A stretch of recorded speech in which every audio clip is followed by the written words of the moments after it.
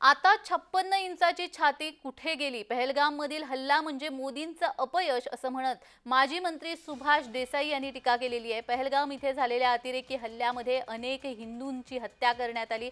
हिंदुत्वाचा मुद्दा घेऊन सत्तेत आलेल्या 56 इंची छाती असलेल्या पंतप्रधान नरेंद्र मोदी यांचं हे अपयश असल्याने त्यांनी देशाची माफी मागायला पाहिजे अशी प्रतिक्रिया त्यांनी दिली आहे। पर्यटक मारले गेले, आपण केंद्र सरकारचा अपयश म्हणतो। दुर्दैवी घटना पहलगामला घडली 28, कदाचित आकडा आज संध्याकाळपर्यंत दुर्दैवानं वाढलेला सुद्धा दिसू शकेल। आणि अत्यंत निरपराध अशांची निर्घृण हत्या झाली आणि ज्या पद्धतीने ही हत्या झालेली आहे, तर अतिरेक्यांनी यापूर्वीसुद्धा अशा प्रकारचे हल्ले केले नव्हते। एक वेगळं हिंसेचं स्वरूप ह्याच्यातून दिसतंय। महाराष्ट्रातले सुद्धा दोघे तिघे जण आहेत। आमची त्यांना पूर्ण आदरांजली आहे, श्रद्धांजली आहे।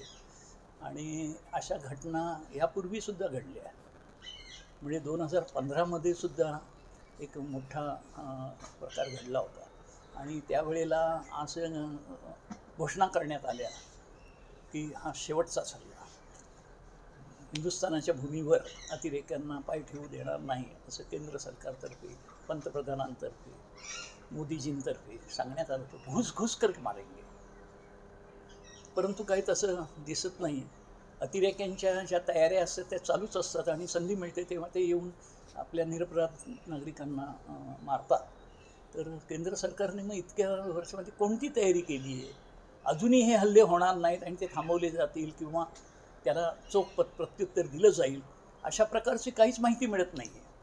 त्यामुळे नक्कीच 56 इंची छाती असली तरीसुद्धा मोदीजींचंच हे अपयश आहे, भाजपचं अपयश आहे। केंद्रात 15 वर्ष जवळजवळ आता सत्ता होते त्यांची, तर एवढ्या दीर्घ काळामध्ये असताना ते आणखी